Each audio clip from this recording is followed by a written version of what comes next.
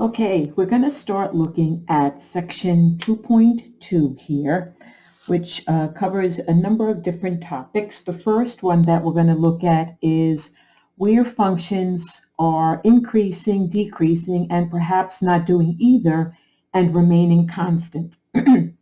So let's look at the definition of these.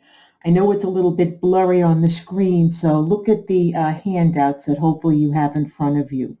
So a function to be increasing. What this statement says, a function is increasing on any open interval, whereas x increases. So we're going to move from the left to the right in reading our screen.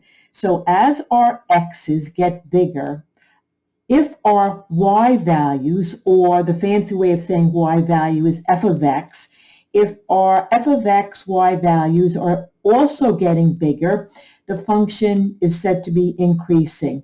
Looking at the graph, the way it looks, at least the way I think of describing it, is as we go from this point of x1 to this point of x2, it looks like we're going uphill. So if it looks like we're moving up a hill, if you will, the function is said to be increasing. And here is the point f of x.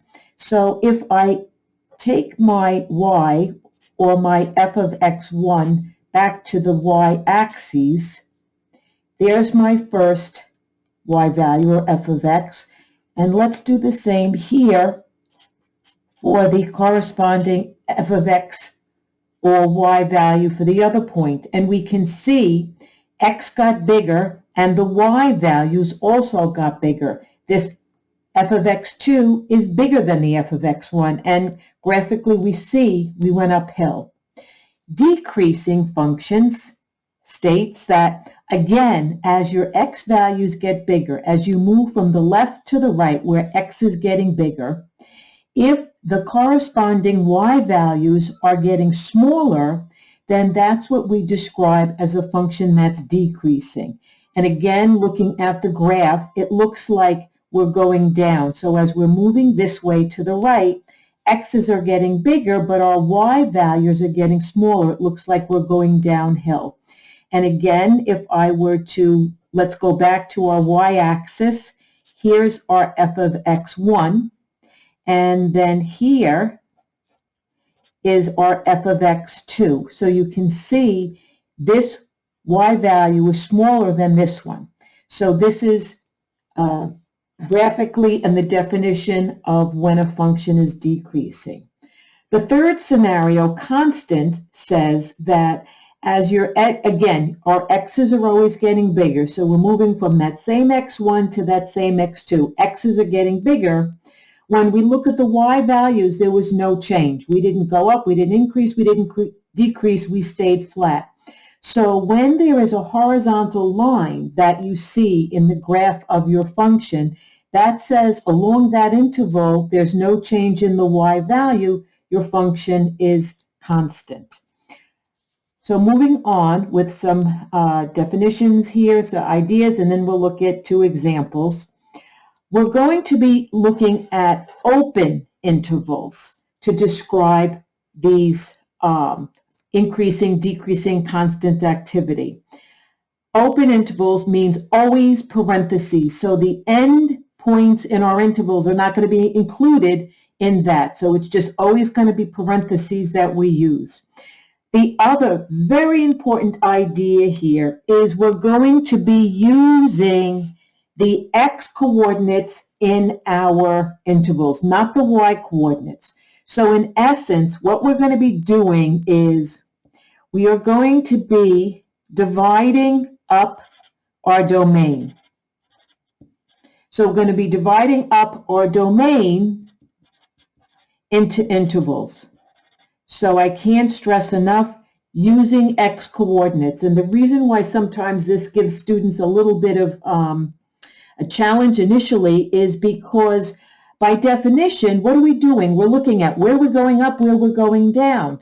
So up, down is y-axis behavior. So it's tempting as we look, okay, we're going up, that we're going to pull y values to describe that. No, we always stay down on the x-axis, and we look at our domain, and as I said, essentially we're going to take our domain and we're going to break it up into intervals where we're seeing the various behaviors. So let's take a look at these two examples here of where we see increasing, decreasing, and constant activity. And just to point out, maybe you'll have just one activity. Maybe it'll just all be increasing, or maybe it'll all be constant. It isn't necessary that you have all these behaviors in one function. So, you know, our examples have a lot going on here because that's what we're practicing up, but you might not see all the behaviors and all examples in the homework. So here, taking a look at our first example here, let's take a look at where we are increasing. And so I'm looking here and I see we're increasing here. So again, we're going to be looking at, so we're increasing here to here. So we're going to be looking at our X values for this. So let's go up here to the X-axis, and we can see that that happens at -5. Again, this isn't good. I know this isn't quite clear, so please look at the papers in front of you.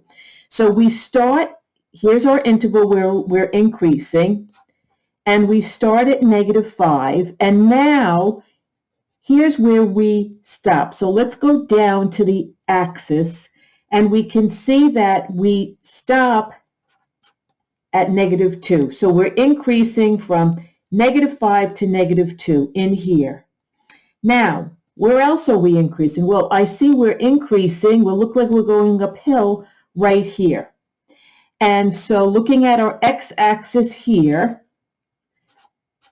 I see we're increasing at, we start to increase where X is 0, and we increase to this point here. So let's go down to the X-axis and see the corresponding X value is 2. So we're increasing here from 0 to 2 in that interval. And last but not least, I can see again, looks like we're going uphill here, okay? And notice this arrow here. So we're just going to keep going up for the rest of the activity of this function here. So going back up to our X-axis, that is at 5. And now we just go to infinity. We're increasing the rest of the behavior of this graph. So that's our increasing. Now let's take a look at decreasing. So here I see we're decreasing. And again, that arrow.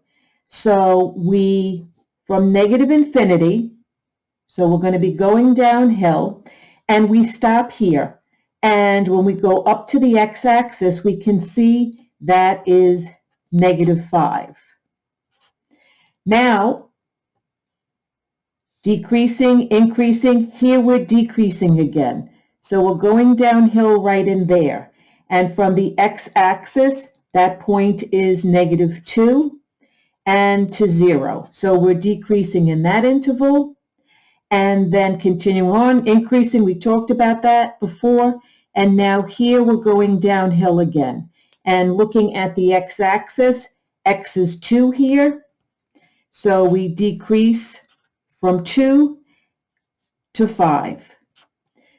And in terms of constant, let me just write this in here. Constant, nowhere. So nowhere on this graph do we have a horizontal line. We're either increasing or decreasing for this function. And if we take a look here, we can see our domain here would be -infinity to +infinity. So -infinity to -5, -5 to -2, -2 to 0, 0 to 2, 2 to 5, 5 to infinity.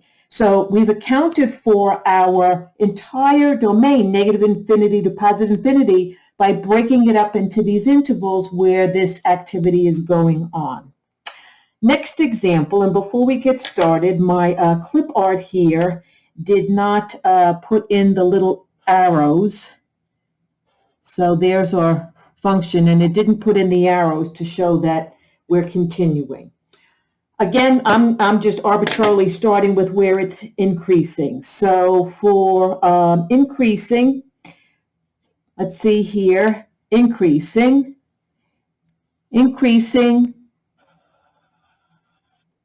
here, we're going up here in this interval.